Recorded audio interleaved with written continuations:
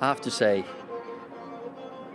if my son stays down like this for 3 minutes and he gets 10 of his mates around him, if he gets that in the face from one of his other mates, and he needs 10 mates to help him up, yeah, he won't get any food.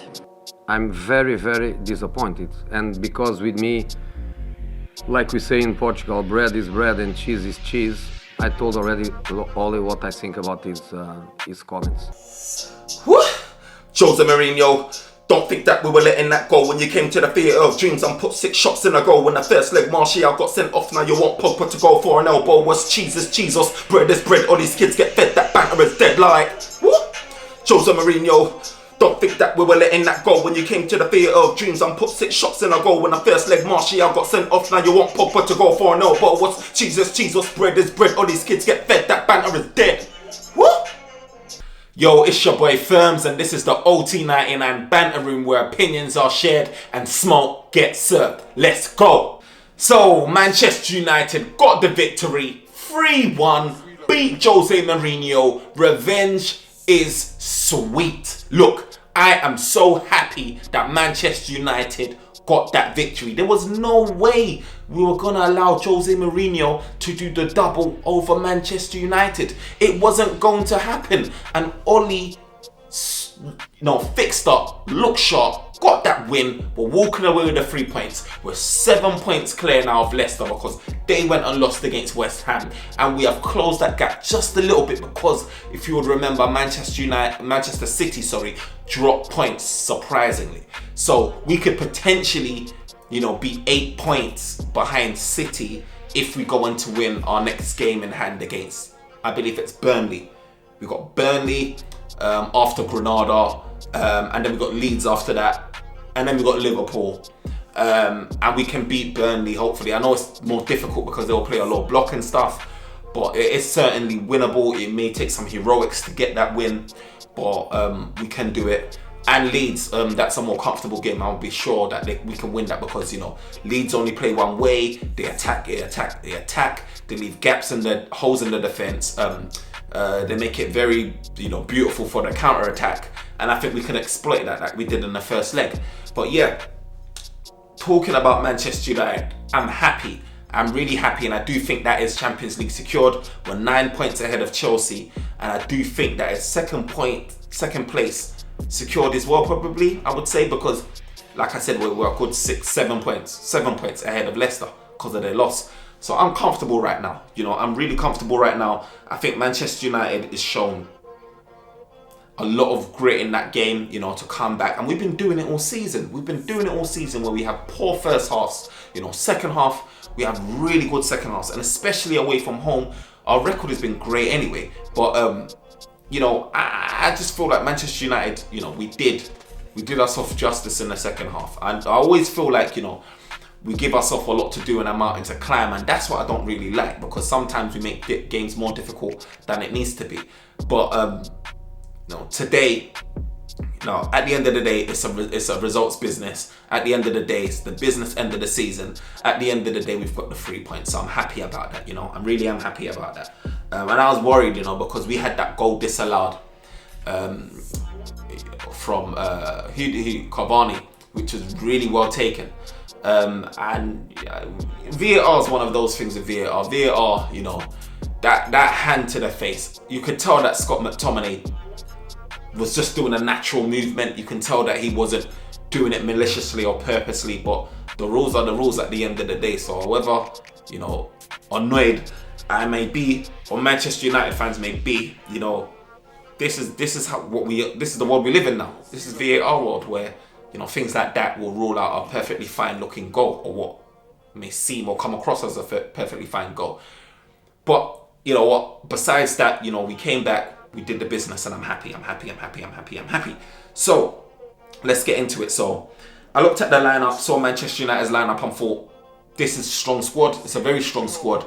The decision was kind of made a lot more easier for us for the simple fact that Martial's not in the squad, so Cavani goes straight up top. That's easy. At the same time as well, we wanted creativity, so it was a good touch having Pogba in there. And I knew that, Scott McTominay and Fred will play because we tend to play them in the big games, you know, teams that are big like Tottenham or whatever. We tend to have that security, that blanket protecting the defence, and that is Scott McTominay and Fred. But also, you know, you want to play your Pogbas and for the creativity and Bruno Fernandes's and stuff like that. So I'm not surprised with the lineup. And at the end of the day, you know, Ole Gunnar Solskjaer got the decision right to play who he played and start with the lineup that he started with. So yeah, I mean, I think that, you know, I mean, I'm going to go into individual player performances in a sec, but I just feel like with the lineup, I feel like Ole got it right and he should be commended for that. And a lot of the time, I'm onto Ole, or fans are onto Ole, because you know, he doesn't necessarily get the picks right, or he may not get his substitutions right, or leave it too late. But today, I think he got it spot on. I think even at the times where he brought on, you know, the substitutions like Greenwood and stuff, it was impactful, effective, right time for them to make a difference and have an influence in the game. So I commend Ole for that. But at the same time, you know, if he doesn't do anything good or well, I'm also going to be onto him as well. I think as a fan, you should be able to be critical on both ends. I don't think we should have a set agenda on one, you know, thing, because the sport is an evolving sport. I mean, in terms of players, sort of, what do you call it, performance levels or morale, or, you know, how good they are, it changes from game to game. And I can appreciate, you know, a quality player, and can also appreciate when that player is not performing to the best of their abilities. And my criticism follows that. You know, if they're not doing well, and I especially think that they can be doing better, I'm gonna have my say on it. And that goes for managers too. Ole Gunnar Solskjaer obviously is not the finished article, we all know that. But I do commend him when he has a good game, and today was a good game. And he blew Mourinho out the park. He blew him out the park, man. And that's what's good about Ole as well. It's just that for all of the negatives that people have to say about Ole, and I have my doubts about Ole in certain situations, you know, like can we win the league with him and all of this stuff. He holds his own when he comes up against the elite of managers, if you know what I mean. He's not like getting battered, even down to the PSGs, you know, the Leipzigs. You know, he's beat, I swear under Ole's tenure, he's beaten PSG twice, innit? When he first came, and then in this knockout stages before we ended up getting knocked out anyway. Leipzigs, you know, and he comes up against the Chelseas. We lost against Tottenham in the first leg, but we beat them now. And we don't necessarily get battered against the top teams. We beat, you know, Pep City. We don't necessarily get battered. We'll be dropping points, maybe draws and stuff like that, but we're not getting battered outside the anomaly of Tottenham. So you have to give Ole his props, and you just think, like, with all of the amount of talking about the negatives of Ole, he does hold his own. I guess with Ole, it's just having that consistency to do it against the smaller teams, and get points off them, because that's where most of the points is, and it sits with those lower teams. And I think Ole's biggest challenge is being able to get through and break through the defense of those low block teams, you know, like your Burnleys, which is going to be coming up, your Burnleys and all of that stuff, the ones that don't come out and attack us. And I think Manchester United has got some sort of, they've been favoured this season in a way for their inconsistencies, because you would have some teams that are coming out to attack us now because they feel like they can get a result, and that allows us to, you know, do the counter or, you know, play our game. Tottenham is probably another one of them. I'm sure they would have probably set up a little different or had different tactics if they was up against maybe a City or Liverpool, but they came out to, you know, they wanted to play. They truly believed that they'll get the 3 points. They're at home as well, so, you know, it played into our hands. And I was worried because when I saw the lineup and I saw Pogba and Cavani, I was thinking, you know, there's no pace up top. Yeah, there's Rashford, but Rashford is not fully fit, Rashford as well, and I was thinking there's no pace. And if we're going to be hitting Totti on a counter-attack, how's that going to work? But we played a different style of game today. We played more of a... we played possession football. We had more of the ball possession. And I do feel like we played more as a team. More, you know, link-up play. It was a lot more creative, a lot more pure football was being played, not just, you know, backing off of the opponents, letting them take the long shots, you know, winning the ball back from a goal kick and doing all of this nonsense, and just, you know, soaking up the pressure. Was actually applying it, especially in the second half. And you see through the goals, it was well worked goals.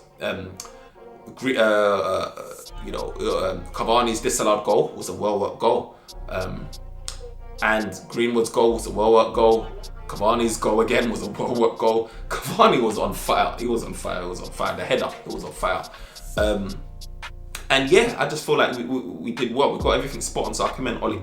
But anyway, I mean, if we're talking about the player performances, and a lot of people had good performances, but for me, I'm gonna say that probably my man of the match today was Henderson. I would say Henderson was my man of the match, and people might say, "What are you talking about?" Like, after Cavani did that crazy heroics, and his movement, his finishing was amazing, and it was solid. And you know what? There could have been a few guys that would have got my man of the match today. Pogba had a really good game. Wan-Bissaka had a really good game. Henderson had a really good game. Fred had a really good game. Greenwood had a really good game. There's a lot of people that had really good games, but I'm just saying Henderson because he's obviously got something to prove. He's obviously benching David De Gea at the minute. David De Gea is not happy about it. We've heard reports. So there's added pressure for Henderson to do well, right? In today's game, I saw a goalkeeper that was really on the ball, really alert. You'll see a couple of times in a game where Henderson was quick off his line to clear away that ball, to kick it out, not waiting on, and sometimes I don't know if David De Gea is that type of guy, rush out and clear the ball. He doesn't do it as often as probably you would see Henderson doing it. I'm seeing him off his line. The minute he sniffs the danger, he's off his line, and it tends to be the right decision, because in that game, there was a couple of times where he was off his line, and it probably would have ended up being a one-on-one situation if he didn't do that. So I commend him for that. Also, the issue's just been stressing me out, and don't get me wrong, David De Gea is a much better keeper. He's world class. You know what I mean? He's a world class keeper. He's been doing it for Manchester United for years and years. But those crosses, man, those free kicks, those corners, all of that stuff, yeah. Henderson is a guy that's just making me feel that little bit more comfortable at the minute in those situations with the set piece type things, because I feel like he's a lot more commanding of his box, of his area. I think he's able to come out, grab that ball in midair and protect it. He just makes me feel a lot more comfortable. And I don't know if anyone else knows it or sees it, but that's just how I feel. I feel like he's not a better keeper, and David De Gea is definitely the better keeper, but there's pros to Dean Henderson's game that David De Gea doesn't necessarily have, and I can see it. It just makes me feel good about the situation in certain games. But obviously a decision's going to have to be made, and it will be made in the summer, because you would have probably heard the reports about David De Gea not being happy that he's been dropped. He felt like he's been punished for seeing the birth of his child or being with his family at that given time, and he's lost his starting spot. So obviously it's not healthy. I think competition is good in teams, but when it comes to goalkeepers, I don't think competition is good. I think it brings a lot of issues and friction. We saw it with we're seeing it now. Do you know what I mean? Even with our Argentinian goalkeeper Romero, the negative press is brought. He's not happy, and rightly so, because he should technically be the one next up in line. He's patiently waited and done his thing. So one of them has got to go. It's looking like it will be David De Gea, and I don't think that's good. Like I said, I feel like we're losing a lot of experience, title winning, sort of expertise. He's done it. He's been there, done it. Pogba's been there, done it. Losing both of them is very difficult to replace. It's not a good thing. It's never going to be a good thing.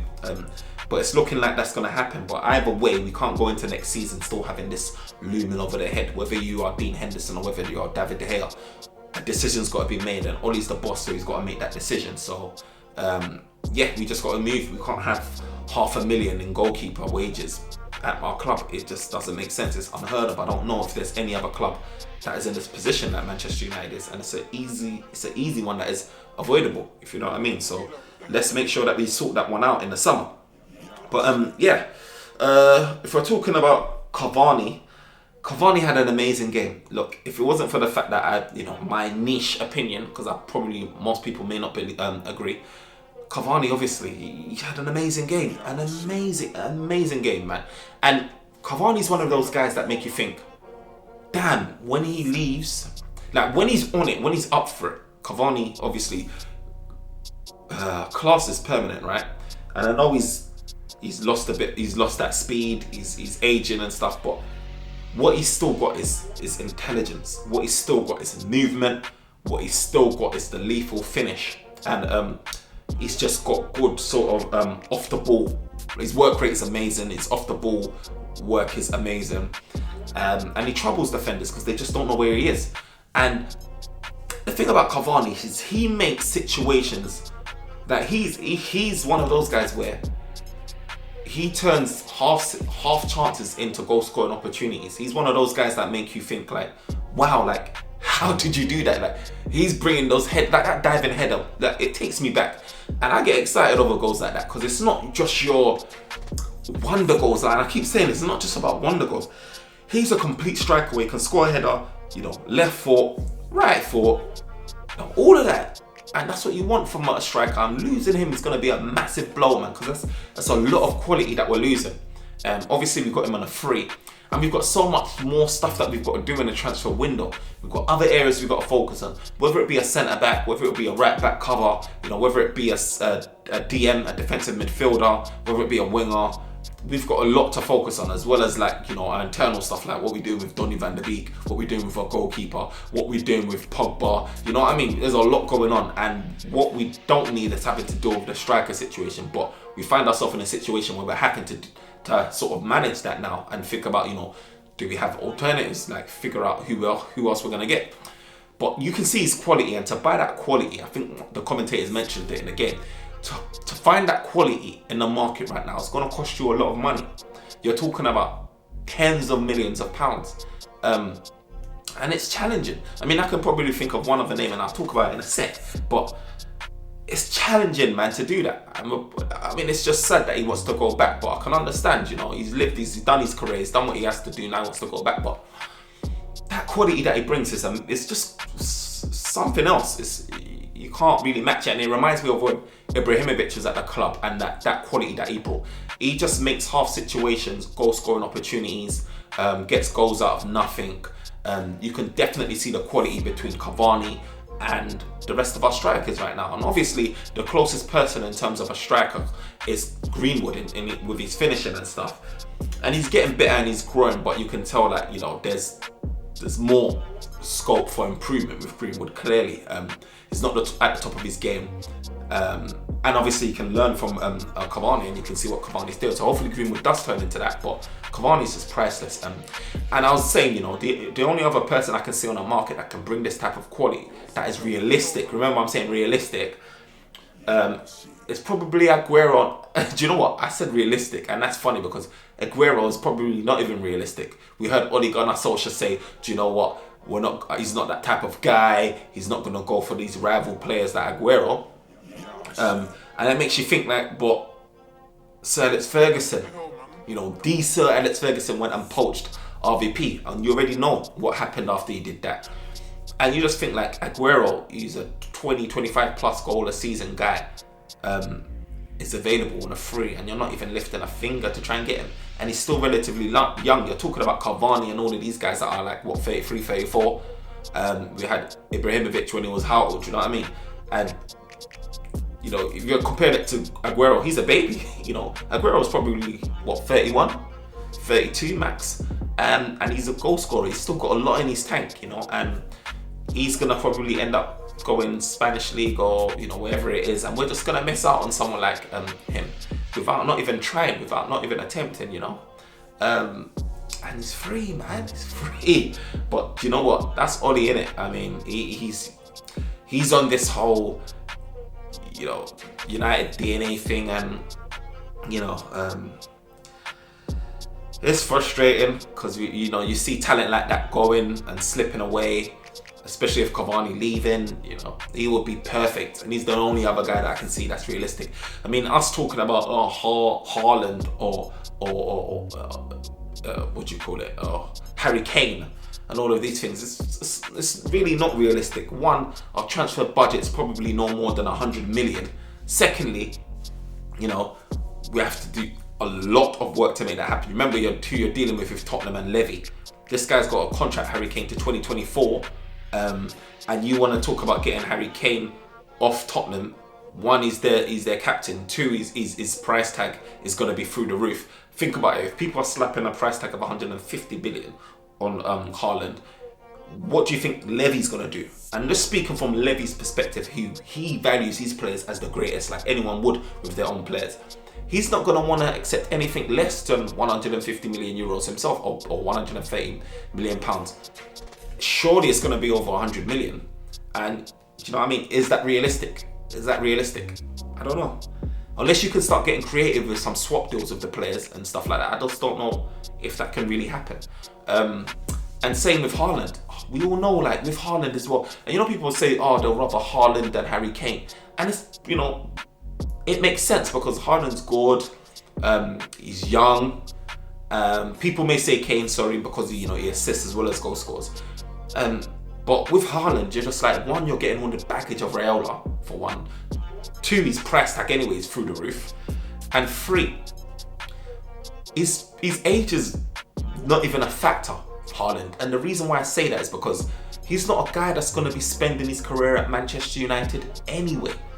He's a guy that is going to move on. You already see how Raiola is.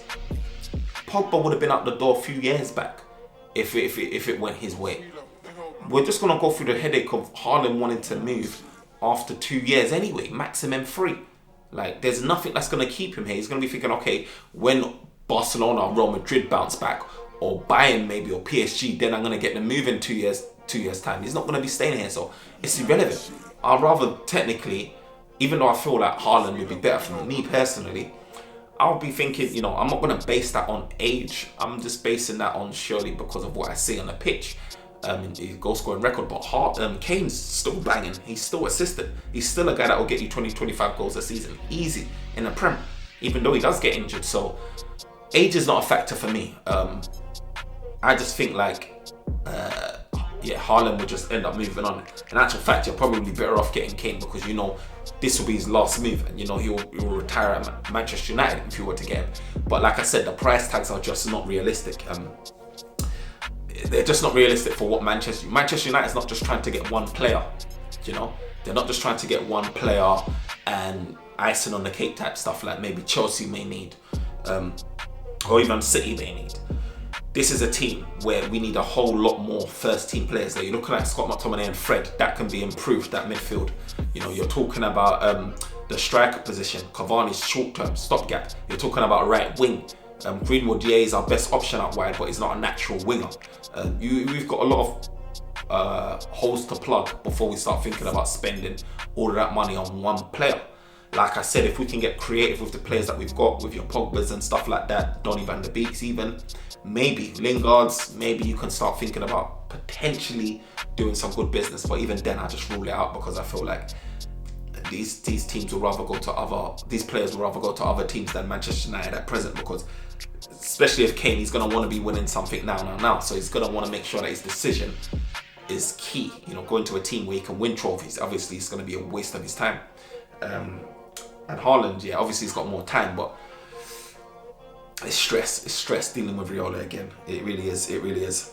But Aaron Wan-Bissaka again, just calling out a few more names that had good games.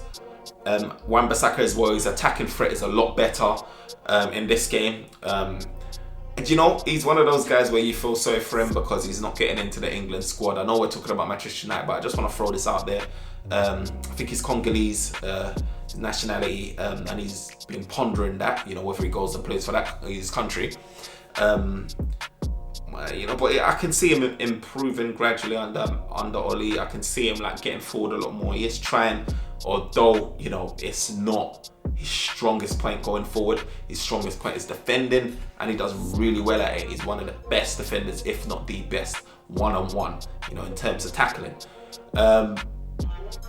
And I feel sorry for him in that regard, but hopefully he can continue to improve for Manchester United and be supporting our team and helping us progress by assists as well. And I think Gary Neville said it today as well in the commentary that it probably hasn't helped him not having a certified person on the right as well, a stable person on the right that can build that relationship with, because that right hand side keeps chopping and changing as well in terms of who's playing there. And a natural winger as well, so someone he can overlap with it. It's not. There's a lot more that can be done to support Aaron Wan-Bissaka basically, and hopefully, if it's Jadon Sancho or whoever, we'll start to see that. We will start to see a better version of Aaron Wan-Bissaka going forward. So, watch this space. Greenwood again coming off the bench was insane. Greenwood, right? I said this in my other vids, like he's performing a lot better overall. And the goals, I'm telling you, they'll come, and we're seeing it now, and the assists and stuff like that. Greenwood's overall play has improved so much. He's a lot more impactful in the game, even though he's not scoring in every game like he was, the other season, like last season. He's present, he's strong, he's holding up play, he's sort of a hold up play, his link up play, everything is just great, and when you add goals to that basis, that foundation, you're only going one way, and that's up. And Greenwood is on route to doing that, And when you want to start talking about Greenwood in the presence of some of the best youngsters out there, and he is one of them, he's got to be having the overall side of his game on point as well, not just goal scoring. Because like I said, there could be games where Greenwood goes missing because he just hasn't scored. You don't want to be one of those guys where you're contributing nothing, because then you become almost like a luxury player, and you're going to be one of those guys where the boss can't really depend on you in some serious games. You'll be that guy that comes off the bench more time with 10 minutes to go to try and win us the game, rather than being that guy that he can depend on that's playing the full 90 minutes because he doesn't see other aspects of in your game. The game's changed now where we need strikers, we need wingers, we need everyone to be putting in a lot more than what they're doing casually. Your team's got to be really set up and performing well, or a nice performing machine for you to have luxury guys. It's non-existent these days, and this is why you don't really see too many AMCs in the Premier League anyway, because it's luxury and everyone needs to work. Ozil got a lot of stick for all of this, not tracking back. So look, Greenwood's amazing, man. His final finish was amazing. His cross into Cavani was spot on. And you know what, Greenwood, if he keeps progressing like this, who needs another striker, man? Who needs another striker? You put Greenwood up there, centre forward, you go and get your Sancho, stick him on the right, do you know what I mean? And let Greenwood compete with Martial for that top spot. Let Rashford do what he needs to do on the left. And you know what I mean? Just keep it nice. So, upwards and onwards for Greenwood. Like I said, the disallowed goal was annoying. Obviously, we're in the world of VAR, and VAR, the rules are the rules. But it was soft. You can tell like Scott McTominay didn't mean to on purpose, hit anyone's face. It's a natural reaction when you're sort of pushing away, and it was a light touch. But players milk it. They do that just to get the referee to make a decision, and it worked. And I just feel like it took away from such a great goal. But on the other hand, I'll be that same guy that's thankful that the referee blew the whistle for a foul and it wasn't a goal. If I was on the other receiving end of that, so you can't complain. That's VAR. It's the world we live in. But the build-up play to that was amazing, and Cavani. I was worried because when I saw Cavani in his previous games for us, he didn't look like his head was in it. He looked like he had one leg out the door. He really looked like he was in Boca Juniors. But today he really turned up, and he showed me that his heart's still in it. He's still playing for the manager. He's still playing for the badge, and that's the Cavani we want at the team. So I was happy about that. And I'm happy to have Cavani back. And this Cavani, even at his age, he's still one of the best strikers out there.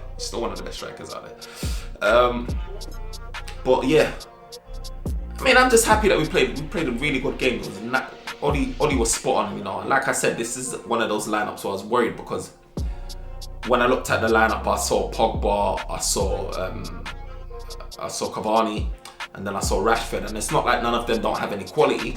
It's just the pace You know, up against Tottenham, my original thought was like, you know, we're gonna sit, we're gonna go on a counter attack. You know, when you see Scott McTominay, you see Fred in a lineup, those tactics usually follow it.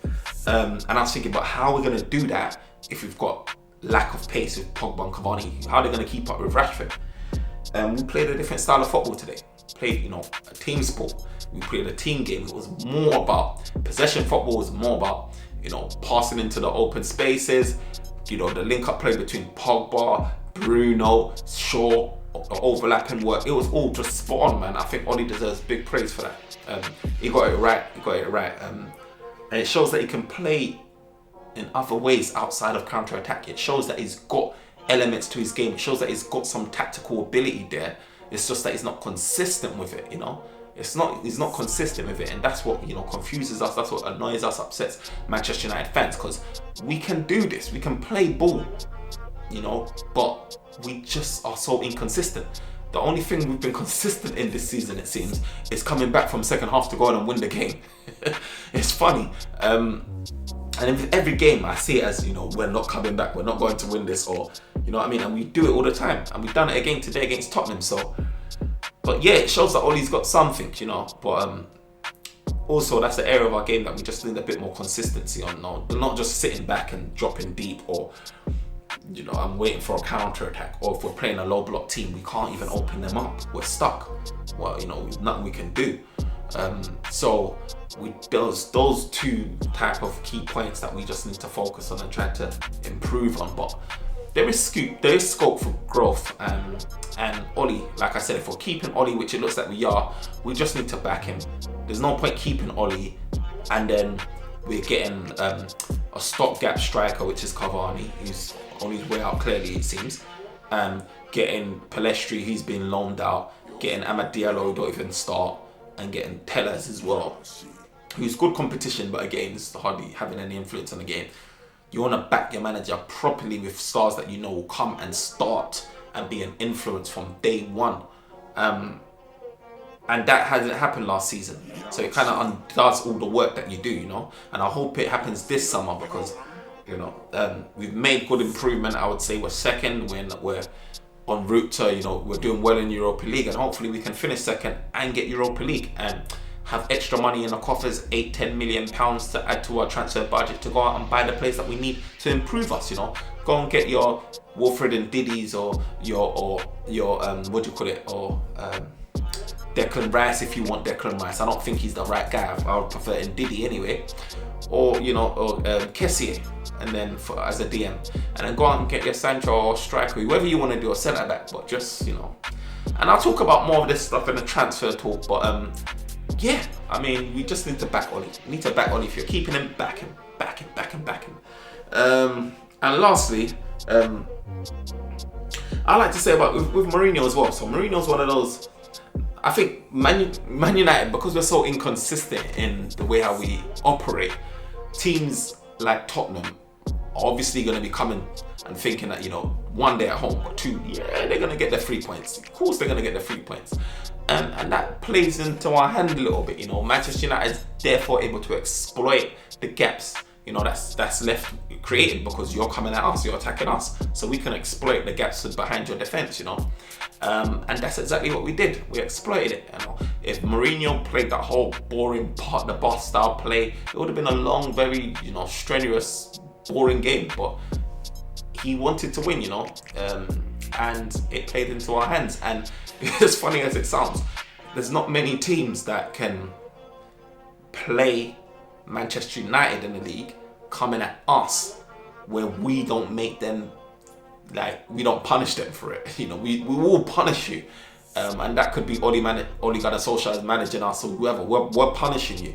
And, you know, teams are starting to understand that, you know. You play your game like we did with City, but we're going to punish you. And there's many games where we played the top six where United could have lost for sure, but then again we could have nicked it because we had chances where you're just thinking, man, if we had a fully fit Cavani or strikers that were a bit more consistent, if you had your Kanes or your Haalands, for example, then it would have been a different story. So, you know, it gives us hope, you know. But, you know, United, what can I say, man? We're sitting pretty second in the league. You know, go to Granada now. Worry about that. You know, we've got 2 goals away. So it's going to hopefully be a comfortable game. We can start to see more guys come in like Diallo, get a few more minutes under his belt. You know, would Shiratore play? I don't know. Would Elanga play? I don't know. You know, these are guys that got brought into the squad. Let's see. You know, let's see. We might be able to rest. You know, Cavani, give him a break. Maybe rest Rashford, give him a break. Ice his ankle and play guys like Diallo, play guys like Dan James. You know, and give them some game time. Hopefully, you know, we can get the victory and progress. So it's a good week. It's a good week, man. It's a good week. Leicester lost. Lingard is a bad man. He done his thing again. You know, he's blown it up. But again, that's a story for another day. But yeah, we move. We're second place. We move onwards and upwards. So yeah, I mean, we move, man. So that's me, and I'm out. This is Firms. This is the OT99 Banter Room, where opinions are shared and smoke gets served. Like, comment, subscribe, and support the thing.